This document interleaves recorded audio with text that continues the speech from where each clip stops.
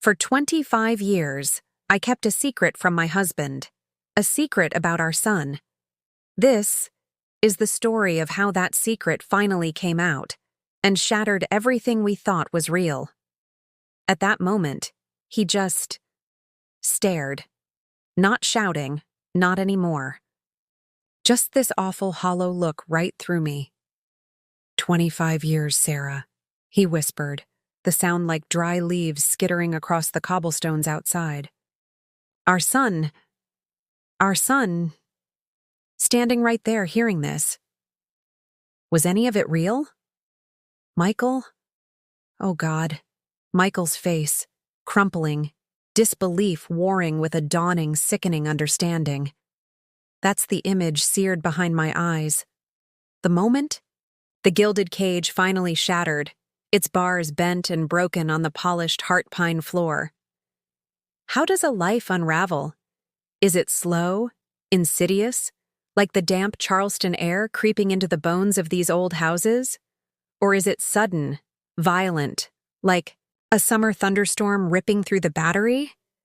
For me, well, it feels like both. For decades, I lived behind a carefully constructed facade, bricked up with polite smiles for the neighbors, perfectly timed contributions to the right charities, and the sheer, bone-deep exhaustion of pretending. Pretending this life, this marriage, wasn't slowly suffocating me. Pretending my greatest joy wasn't also the source of my deepest shame. But first, please like this video and subscribe if you enjoy these stories. It helps a lot. We live south of Broad. If you know Charleston, you understand the unspoken weight of that address. It implies history, stability, a certain pedigree. David, my husband, fits right in. He inherited this house, this life, this expectation of seamless continuity. He works in finance, the discreet kind, where wealth is assumed but never crassly discussed, though judgment flows as freely as sweet tea at a garden party. David likes order, precision, control. Everything, and everyone, has its proper place. Including me, tucked away neatly like his grandmother's porcelain. We've been married nearly 30 years. 30 years? It sounds like an eternity, doesn't it? Sometimes it feels like one, measured out in silent dinners and obligatory social events. We met in that whirlwind of college summers and sailing regattas. He was handsome, established, from the right family. My parents adored him. I convinced myself that the security he offered was a kind of love, and maybe it was, in the beginning. A brittle, shallow kind. But safety, I've learned, can rust into a cage, especially when you realize, decades later, that you helped forge the bars yourself. And then there was Michael, our son. He's 24 now, sharp as a tack, just finished his master's up north, escaping the Charleston bubble, I sometimes think. He's kind, thoughtful, funny. He's the sun in my often overcast world, my reason, my joy, and my terrible secret. The one I've clutched close for his entire life, shielding it from the light, terrified it would crumble to dust if exposed. The secret that twists in my stomach every time David beams at him, talking about carrying on the name, about the legacy he'll inherit. Because Michael, oh God, Michael isn't David's biological son. There, it's out. Saying it aloud, even just to you, feels like a physical blow, a tremor shaking the foundations of this house, of my life. 25 years I've carried this. 25 years of coded conversations, of avoiding certain topics, certain memories. 25 years of scanning Michael's features for resemblances that aren't there, praying David wouldn't notice. 25 years of looking at my wonderful, precious son and seeing not only him, but the faint, haunting echo of another man. A man I pushed away. A man whose name hasn't passed my lips in decades. The resentment I feel towards David. It's a quiet killer. Not a raging fire, more like a slow-burning ember that never quite goes out. It smolders beneath the surface of our civility. He isn't overtly cruel. There are no raised voices that carry to the neighbors, no public scenes. But there's a constant, subtle undermining. My thoughts are interesting, but ultimately dismissed. My desire for, say, a small art class, or even just control over a portion of our finances, is treated as a frivolous whim. He holds the purse strings tightly. It's his money, his house, his life. I just happen to live in it. This beautiful prison, paid for by my silence. And the guilt. Oh, the guilt is a constant companion, whispering that I have no right to resent the man I've deceived on such a fundamental level. The man who, whatever his faults, loved and raised Michael as his own. Does he know? Does he suspect? Sometimes a look, a question about some old acquaintance that seems to come out of nowhere. Does Michael's lack of interest in David's beloved? Sailing feel like a rejection? Charleston, for all its grace, is a town built on observation. People notice things. But David craves equilibrium. He built his life on the bedrock of appearances. Acknowledging the truth would mean acknowledging that his perfect world is flawed, perhaps fatally. So, the charade continues. The handsome house stands proudly on the street, gas lamps flickering, casting a warm, inviting glow. But inside, the air is stale, the silence screams. And I was beginning to realize, with a terrifying certainty, that I couldn't just keep pretending to breathe. Something had to break. You know, resentment is a funny thing. It doesn't always announce itself with fireworks. Sometimes it's quieter, more insidious. It's the way David corrects me in front of guests. Gently, of course, always gently, about some historical detail of the house, as if I haven't lived here for 30 years. It's the way he sighs, a long-suffering sound, when I suggest we try a new restaurant he hasn't pre-approved. It's the constant, low-level hum of being managed, like an asset on his portfolio, needing occasional adjustment but certainly not expected to have opinions of its own.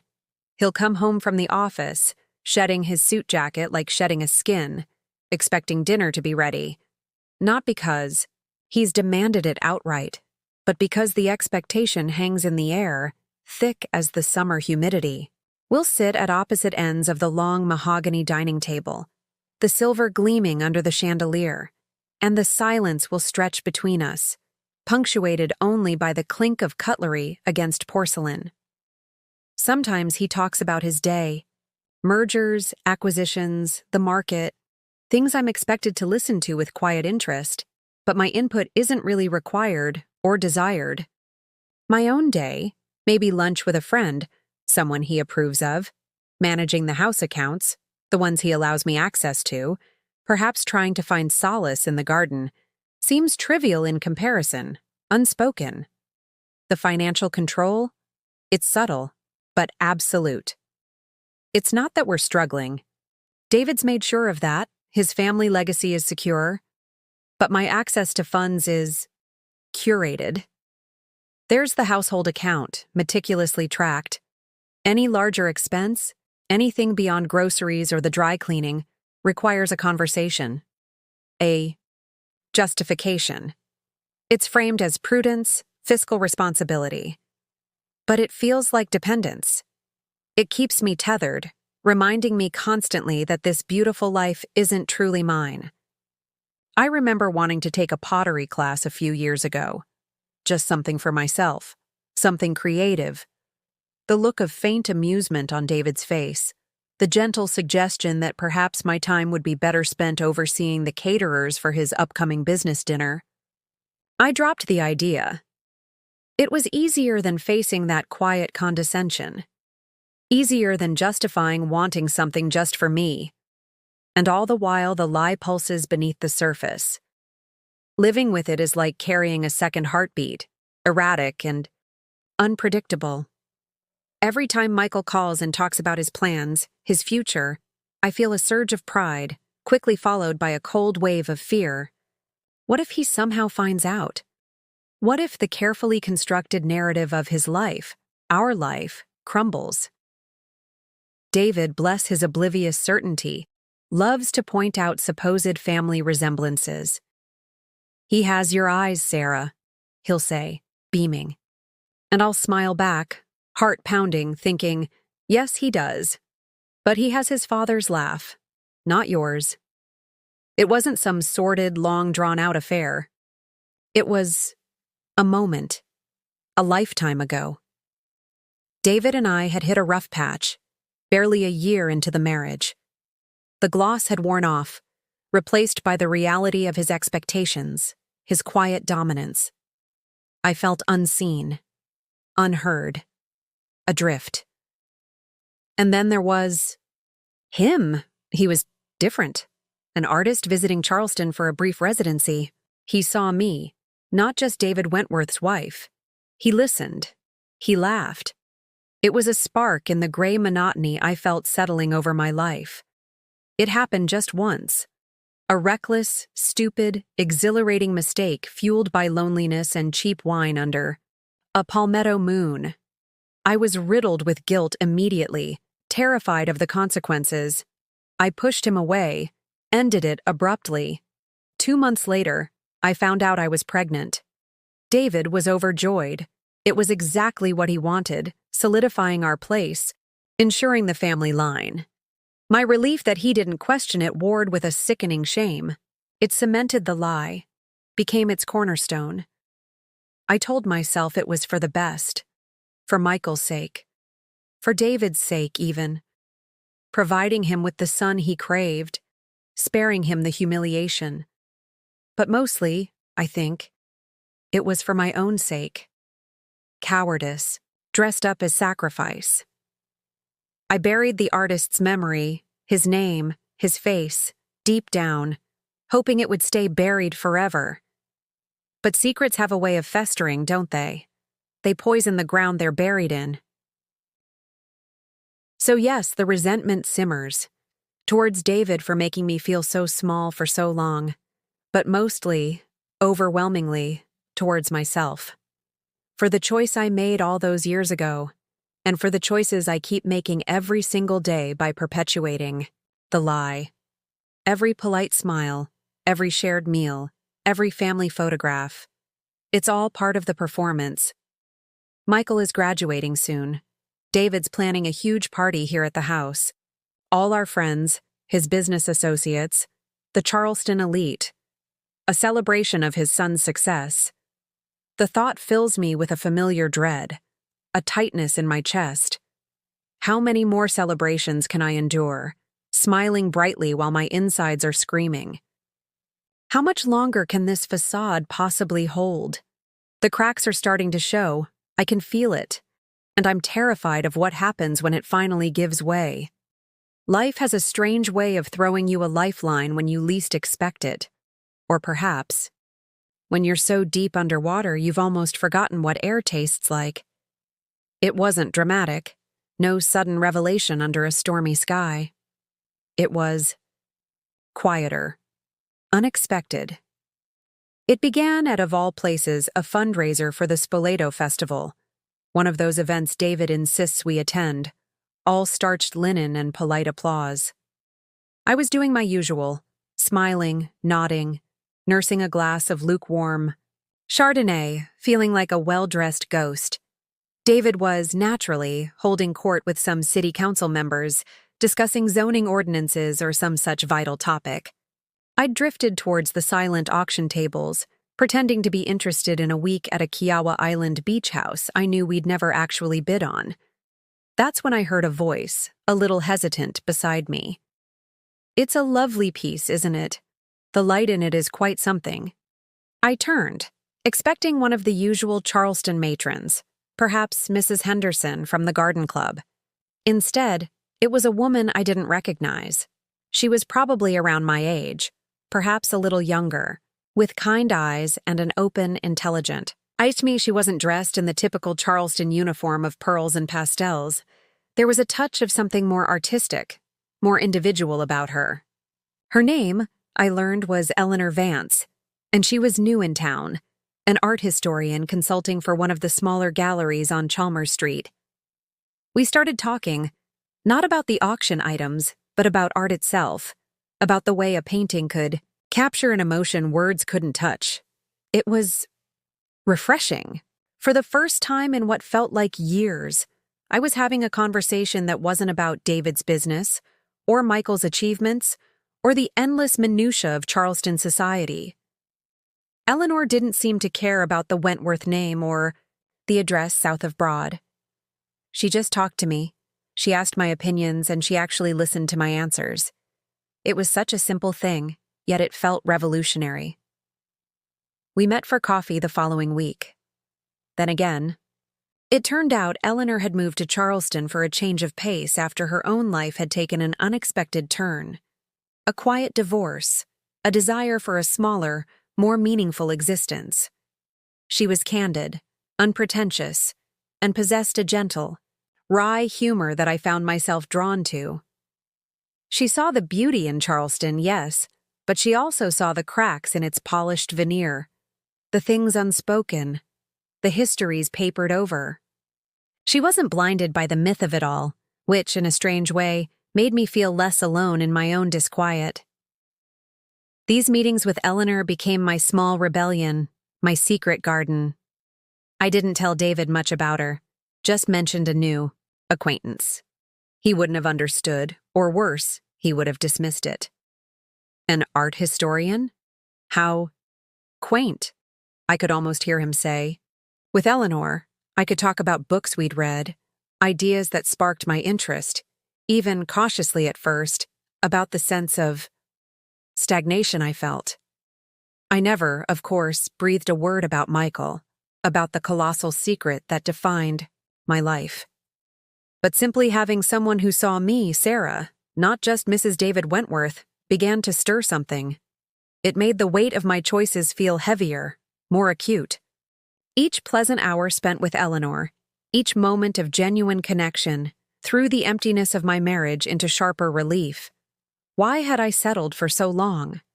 Why had I allowed myself to become this faded version of the woman I once was, or hoped to be? The lie I lived with David felt more suffocating, the resentment more bitter, when contrasted with the ease and honesty I found in this unexpected friendship. It wasn't that Eleanor was encouraging me to leave David, or to blow up my life. She didn't know enough for that. It was more that her presence, her example of a life lived with a quiet authenticity, made me question my own profound lack of it. The financial dependence, David's subtle but constant control, felt more galling. I started to fantasize, not about grand escapes, but small acts of independence, opening a bank account of my own, not tied to his, taking that pottery class I'd long ago dismissed, foolish perhaps at my age, after so long. But the thought, once planted, began to take root. This glimmer of connection with Eleanor didn't magically solve anything. The secret about Michael was still there, a ticking clock in the heart of my life. But it was a shift, a small opening in the fog that had enveloped me for so long. It made me realize just how much I'd given up, how much of myself I'd buried. And it made me wonder, with a terrifying, thrilling new urgency, if there was any way to unearth it before it was too late. The upcoming graduation party for Michael loomed larger than ever, no longer just an obligation, but a potential precipice. The facade felt thinner, more brittle than ever. Michael's graduation party. It was supposed to be a joyous occasion, a testament to David's legacy and my successful mothering, or so the Charleston Society columns would imply. Instead, it felt like walking a tightrope over a chasm, with every smile, every polite inquiry about Michael's future threatening to send me plummeting. The house was filled with flowers, the scent of magnolia and gardenia almost cloying. Caterers bustled, champagne flowed, and David was in his element, expansive and proud, already talking about Michael joining him at the firm one day, a future, mapped out like one of his investment portfolios. Eleanor was there. I'd invited her, a small act of defiance, a need for one friendly, grounding presence in that sea of carefully curated acquaintances. She'd brought a thoughtful gift for Michael, a rare edition of poetry, and her quiet congratulations felt more genuine than all the effusive praises from David's colleagues. Seeing her, so calm and self-possessed, talking easily with Michael about his thesis, gave me a strange sort of courage, or perhaps recklessness. The contrast between her authenticity and the elaborate lie I was living became unbearable. The catalyst, when it came, wasn't dramatic, like a thunderclap. It was a quiet comment, almost a throwaway line. David, Michael, and I were standing near the grand staircase, a brief lull in the party's flow. One of David's older cousins, a woman with a memory like a steel trap and a penchant for genealogy, cornered us. "Michael, dear boy," she chirped, peering at him over her spectacles. "You look more like your mother every day. But I was just saying to David, it's funny, isn't it? Try as I might, I just can't see much of the Wentworths in your features. Not like David, who's the spitting image of his grandfather. God, rest his soul." A beat of silence, the kind that stretches and magnifies until you can hear your own blood roaring in your ears. Michael laughed, a little uncomfortably. "Well, I guess I just got lucky with Mom's genes, Aunt Carol." David's smile tightened almost imperceptibly at the edges. He clapped Michael on the shoulder a bit too forcefully. "Nonsense, Carol. He has my determination. That's what counts." But the seed was planted, or perhaps an old, dormant one watered. I saw a flicker in David's eyes, a brief, sharp assessment as he looked from me to Michael, then back to me. It was gone in an instant, replaced by his usual jovial mask, but I saw it, and it terrified me. Later that evening, after the last guests had finally trickled out, leaving behind a wake of half-empty glasses and wilting canapes, the storm broke. Michael had already gone up to his room, tired but happy. David was in his study, ostensibly going over some papers, but I could feel the tension radiating from behind the closed door. I found myself tidying obsessively, plumping cushions, gathering, glasses, anything to avoid the inevitable. He found me in the drawing room. He didn't raise his voice. That wasn't his way. He simply stood there, his face pale, his eyes holding an expression I'd never seen before, a chilling mixture of suspicion and dawning hurt. "Sarah," he said, his voice low and steady.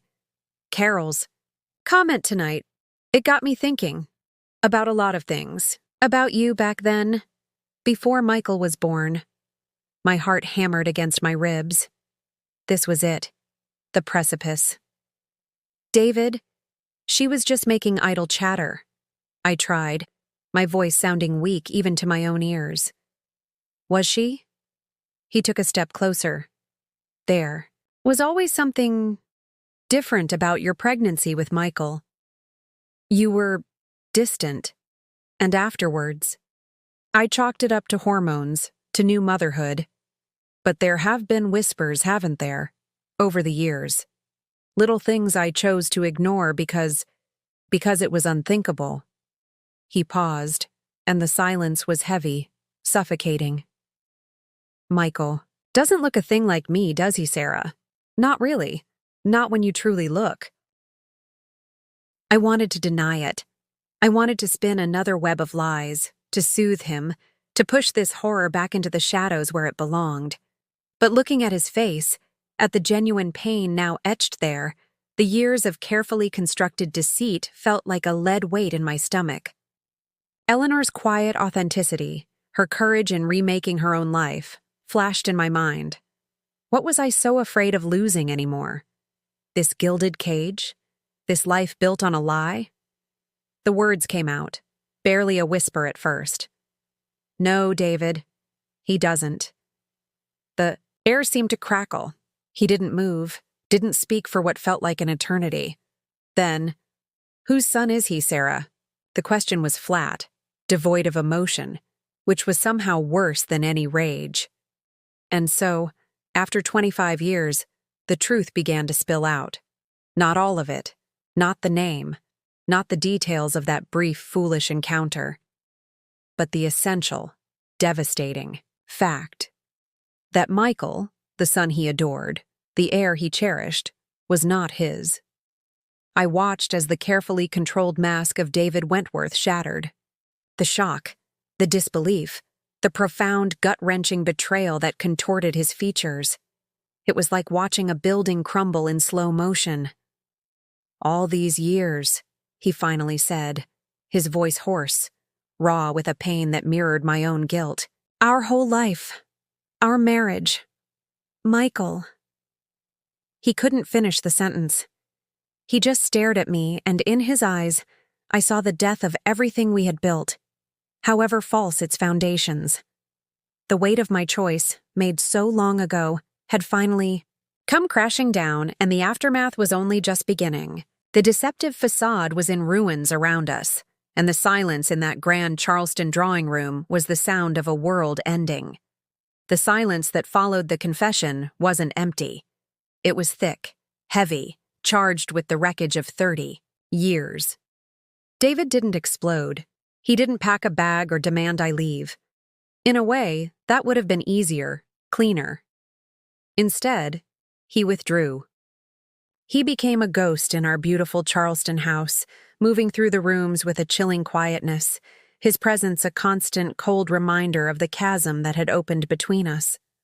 The politeness remained, a brittle veneer over the abyss, somehow more painful than shouting would have been. We were two strangers occupying the same space, bound by habit and the presence of our son, my son, who still knew nothing, because that was the immediate, unspoken agreement hammered out. In the shocked silence of that night, David, in his profound pain and perhaps paralyzed by the thought of public humiliation, couldn't bear the thought of Michael knowing. Not yet. Perhaps not ever. The potential scandal rippling through Charleston was one thing, but shattering Michael's world, his very sense of identity, that was a step neither of us was prepared to take. And so, the ultimate lie remained, now a shared secret between two people lost in the ruins of their marriage. The weight hadn't vanished. It had merely shifted, transforming into a toxic, unspoken pact. Living with the guilt was different, now sharper. Before, it was primarily the hidden guilt of deceiving David. Now, it was layered with the crushing weight of having inflicted such deep pain. The guilt of witnessing the man I'd shared my life with become hollowed out by my past actions, and woven through it all, like a thorny vine, was the agonizing guilt towards Michael. Every conversation, every shared glance felt contaminated. His easy affection for David, his casual references to their shared history, the Wentworth legacy he unknowingly carried. Each instance was like a turn of the knife. How long could we possibly sustain this new, more poisonous facade? David immersed himself in work, doubling down on the external performance. He chaired the charity galas, attended the regattas, played the role of the steadfast Charleston patriarch with unnerving precision. But the warmth was gone. His eyes, when they occasionally met mine, were guarded, distant. Our conversations became purely functional, stripped of any personal connection. The financial reins remained firmly in his grasp, maybe even tighter now, but it no longer felt like mere control. It felt like a quiet, ongoing penance he was extracting. I saw Eleanor occasionally, but our coffees became less frequent, the conversation more stilted on my end. How could I talk about the chill that had descended on my home without revealing the devastating reason? How could I share my turmoil without confessing the secret I was still desperately keeping from my own son? Her friendship, once a beacon, now felt like another landscape I couldn't navigate honestly. The isolation I'd felt before seemed to close in again, colder and more complete this time. The shift, when it came, wasn't a resolution, but perhaps just the next painful phase. It came, predictably, from Michael. He wasn't oblivious. He felt the glacial tension, The brittle formality. The way David and I moved around each other like wary planets in decaying orbits. He found me alone in the garden one afternoon, the scent of jasmine heavy in the air. "Mom," he began, his voice gentle but firm, his brow furrowed with the worry he tried to hide. "What's really going on with you and Dad? It feels broken. Did something happen after the party?" Looking into his searching eyes so like his biological father's, a fact that struck me with fresh pain. The familiar wave of panic washed over me. Deny, deflect, protect. But behind the panic was a profound weariness, an exhaustion that went bone deep. I couldn't tell him. Not like this. Not yet. But the old lies felt thin and papery, unable to withstand his scrutiny. "Your father and we're facing some very difficult things right now, Michael," I managed, the words feeling inadequate, clumsy. "Marriage is complicated. Sometimes things break that are hard to fix." It wasn't the whole truth, not even close. But it was a truth, an admission of the fracture he clearly sensed. And acknowledging even that small fissure in the perfect family portrait felt like a monumental, terrifying step. He didn't press further, though the questions lingered in his gaze. He deserved the full story, the messy, painful reality of his own origins. But how? When? And could any of us survive it? David and I still rattle around in this grand, silent house. The word divorce hangs unspoken in the air, yet neither of us moves towards it. We are tethered by Michael, by history, by the sheer weight of appearance in this town, and maybe, just maybe, by a shared understanding of the devastation the full truth would unleash. The future stretches ahead, an uncertain expanse. Will we remain in this state of suspended animation, preserving the final secret at the cost of any genuine connection? Or will the truth eventually demand its own reckoning? I honestly don't know. The guilt remains. It's the first thing I feel in the morning and the last thing at night. The lie continues, reshaped but ever present. This beautiful house on a historic Charleston street, once my gilded cage, now feels more like a beautifully appointed tomb for a marriage, for a life, built on sand. Perhaps one day courage will find me, or circumstances will force my hand, and Michael will know everything. Or perhaps this fragile, fractured peace, this quiet coexistence with the ghosts of the past, is the enduring consequence of my choices. It's a heavy burden to carry, this legacy of choices made in moments of weakness or desperation. You try to do the right thing, or what seems like the right thing at the time, and hope the pieces fall into place, but sometimes they just shatter. What would you have done in my situation? Let me know your thoughts in the comments below. And if you want to hear more stories like this, don't forget to like, subscribe, and hit the notification bell so you don't miss out.